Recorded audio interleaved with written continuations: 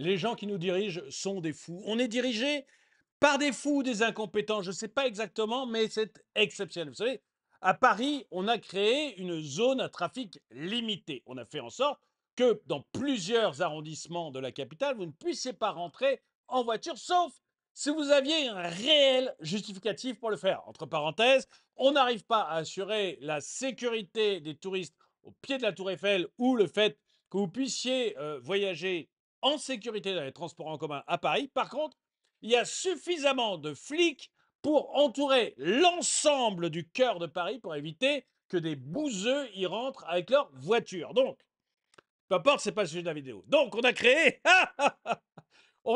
à Paris une zone de trafic limitée. Voilà.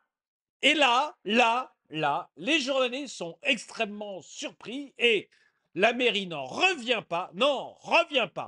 Là où les gens n'ont pas le droit de circuler en voiture, eh bien, les commerçants commencent à râler parce qu'ils ont une chute vertigineuse du nombre de leurs clients. Bref, la mairie de Paris et les journalistes de BFM découvrent que quand vous ne pouvez pas circuler dans une zone, vous ne pouvez pas non plus y faire vos courses.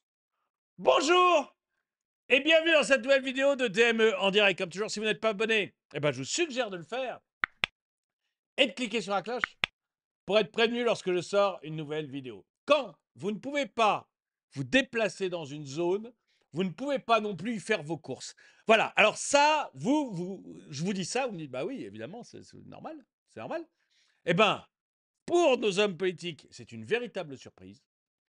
Et alors, pour les journalistes de BFM Paris, qui doivent habiter dans les mêmes appartements, peut-être même dans les mêmes appartements, mais au moins dans les mêmes immeubles que nos hommes politiques, c'est a priori aussi une surprise. Je vais vous montrer le reportage. J'ai rien contre les journalistes qui font ce reportage, mais je suis surpris qu'ils soient surpris parce que moi, ils m'ont. Je vais vous montrer ça. C'est délirant. C'est délirant. On est dirigé par des dingos, hein. Certains commerçants dénoncent une baisse de leur clientèle depuis sa mise en place le 5 novembre dernier. Bonjour Clémence. Trois organisations. Donc ça, pour ceux qui ne connaissent pas, excusez-moi, premier, deuxième, troisième, quatrième, donc des quartiers riches de Paris. Et la Bobolande a décidé qu'on ne pouvait plus y rentrer en voiture. Voilà. Vous n'avez plus le droit d'y rentrer en voiture, sauf si vous y habitez, parce que eux, ils y habitent, donc ils veulent quand même pouvoir utiliser leur bagnole là où ils habitent. Faut quand même pas déconner. Par contre, ils ont voulu faire en sorte que tous les pauvres, les gueux, les crados soient hors de leur périmètre et ne puissent plus y rentrer parce qu'il faut quand même pas déconner. Et du coup, on a trouvé les moyens de mettre suffisamment de flics partout, partout, pour empêcher les voitures de rentrer. Voilà. Et à côté de ça, on ne peut pas faire la sécurité sur le champ de Mars. Tout va bien en France. Tout va bien en France. Bonjour Clémence. Trois organisations du secteur du petit et grand commerce demandent carrément l'annulation de la ZTL. Où tu te trouves ce matin? Carrément. Oh, les vilains. Oh, non. Et oh. Et notre bobosphère, notre bobolande privée. Enfin, flûte. On va pas carrément supprimer. Non, mais c'est du délire. C'est du délire. Oui, il dénonce l'effet dissuasif de cette zone à trafic limité sur la clientèle. Concrètement, il dénonce une communication confuse sur les règles d'entrée. En fait, beaucoup de personnes pensent qu'elles n'ont pas le droit du tout d'entrer dans cette zone à trafic limité en voiture. Résultat, une baisse de la fréquentation des commerces de l'hypercentre. Ce sont surtout leurs clients de l'ouest de Paris et de la Grande Couronne qu'ils ont perdu. Une catastrophe pour le petit commerce selon les principaux concernés. On rappelle que cette zone concentre 70% des commerces de monde indépendants et de boutiques multimarques de la capitale. Alors, il ne faut pas se plaindre non plus, la mairie de Paris ou les différentes mairies. Il ne faut pas se plaindre que les petits commerçants de centre-ville s'en aillent, hein. Faut pas se plaindre du fait qu'ils soient détruits. Vous passez votre vie, on dirait que c'est même votre jouissance à vous, à les maltraiter. Vous passez votre temps à les maltraiter. Il ne faut pas s'étonner qu'on n'ait plus de commerce de centre-ville. C'est un enfer. C'est un enfer. Et on rappelle également que les personnes qui souhaitent venir faire leurs courses dans l'hypercentre de Paris ont tout à fait le droit de le faire. Seul le trafic de transit est interdit, c'est-à-dire que vous ne pouvez pas traverser les 4 premiers arrondissements sans vous y arrêter. Il faut avoir quelque chose à y faire. Dans tous les cas, les commerçants, eux, demandent l'annulation de cette zone à trafic limité. Un recours a été déposé fin décembre au tribunal administratif contre la ville de Paris par la Fédération nationale de l'habillement, l'Alliance du commerce et le comité Marais Paris. Et nous, on sera justement en direct à 8h avec le gérant de cette boutique. Il est aussi membre du comité Marais Paris et il nous expliquera sa situation. Bref, comme on pouvait s'y attendre, comme tous les gens un tout petit peu intelligents s'y attendaient, le fait de fermer les 4 arrondissements centraux de Paris ne facilite pas le commerce à Paris. Merci beaucoup! Merci beaucoup! Ah ben, on découvre des choses, vous voyez.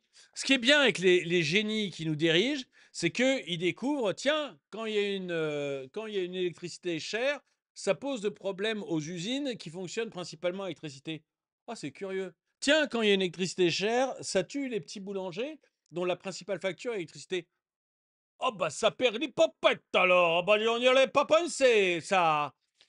Tiens, quand on met des appartements classés G, quand tous les appartements classés G, on les ressort de la location, on interdit leur location, il y a moins d'appartements à louer. Oh, bah, flûte alors. Oh, bah, flûte alors. C'est bien dommage, ça, alors. Et puis, tiens, enfin, ils découvrent, ces gens découvrent le monde, ils prennent des décisions par pure idéologie, et après, ils découvrent le monde. Oh, co- comment est-ce possible? Comment est-ce possible? Des choses que tout le monde sait. Je veux dire, vous demandez à n'importe quelle personne qui sait à peu près gérer sa vie, hein, je ne parle pas de quelqu'un qui est handicapé mental, mais en dehors de ça, vous demandez à n'importe quelle personne qui sait gérer sa vie, et il vous dira que oui, si vous interdisez les déplacements dans le centre de Paris, ça ne va pas faciliter la vie des commerçants du centre de Paris. Voilà, c'est comme ça.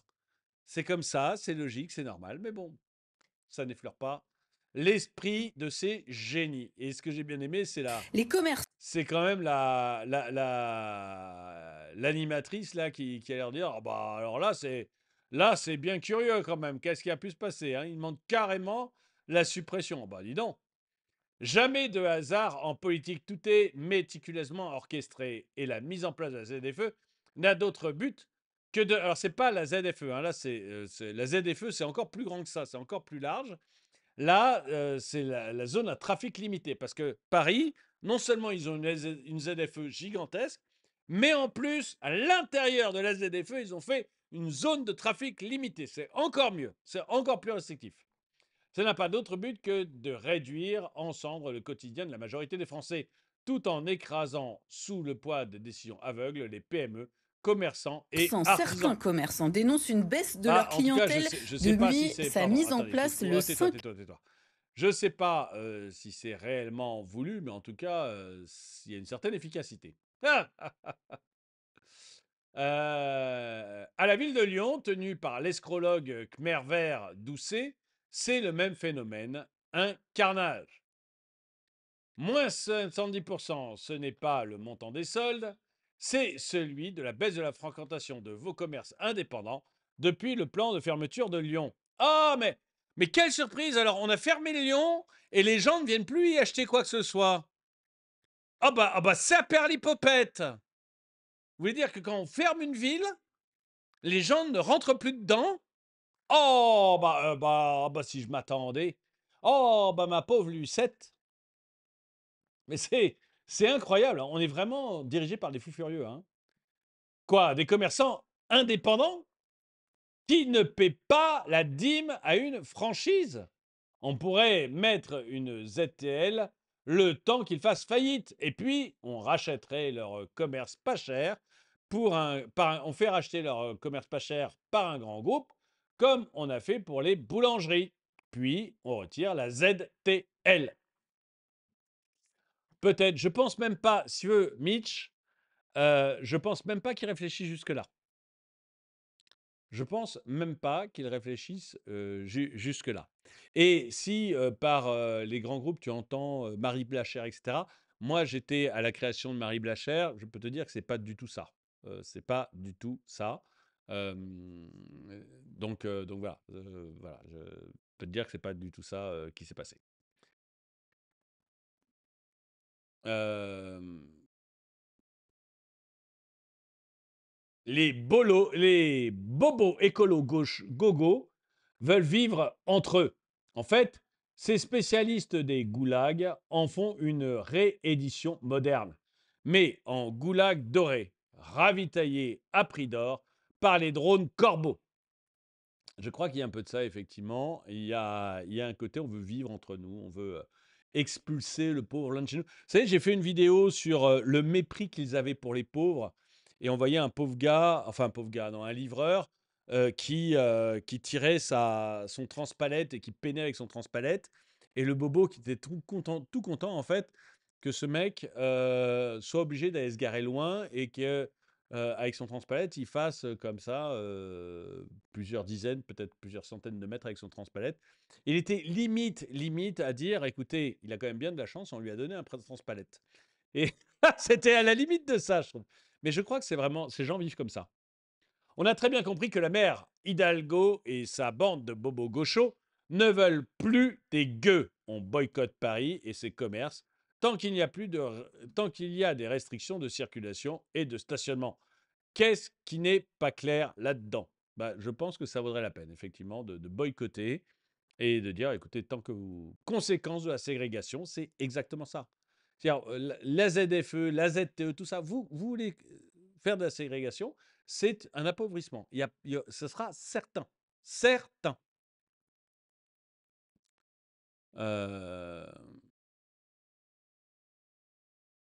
Les vrais chiffres, c'est que, alors, que des mensonges.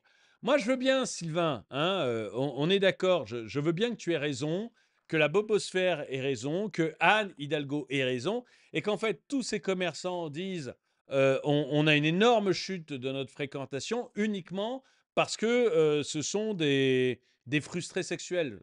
D'accord. Je veux bien que les commerçants de Lyon disent depuis qu'on a interdit d'entrer dans Lyon, on a moins 70% de nos ventes. On fait moins 70% de nos ventes. Je veux bien qu'en fait, tous les autres qui vivent sur le terrain soient des crétins menteurs et que toi, qui ne tiens pas de commerce au centre-ville de Paris et qui ne tiens pas de commerce à Lyon et qui ne vit que sur les stats données par Anne Hidalgo ou je ne sais qui, aient raison. Ça me paraît évident même que tu as raison, alors tu n'as pas de commerce à cet endroit-là. Et que des commerçants de ces endroits-là soient que des menteurs. Ça me paraît évident. Pas vous? Moi, j'aimerais que les gens arrêtent de vivre avec des tableaux Excel à la con et des études totalement débiles et regardent un tout petit peu ce qui se passe sur le terrain et surtout, croient les gens du terrain. Quel commerçant? Paris est devenu une ville morte depuis que la folle en est à la tête. Qui aurait pu prévoir? Ben oui, mais tout à fait, c'est ce que j'arrête pas de dire. Encore des commerçants d'extrême droite et leur vélophobie rappelant les heures les plus sombres. 100% des villes et des villages italiens ont une ZTL. Ça ne les empêche pas d'avoir des clients. Mais bien sûr, mais tu as raison. Tu as raison. Ce sont les gens qui sont sur le terrain et qui n'arrivent plus à avoir des clients qui ont tort. Ils mentent. Le réel est faux. Voilà. Le réel est faux. Ah c'est Stéphane Edouard. Pourtant, j'aime bien Stéphane Edouard en général. Moi, je veux bien, Stéphane, que tu me dises que le réel est faux, mais tu ne tiens pas un magasin à cet endroit-là. Donc, d'abord, tu ouvres une boutique à cet endroit-là et tu donnes tes cours. Je crois que tu fais des formations sur la masculinité, etc. Tu fais tes formations dans un de ces 4 arrondissements.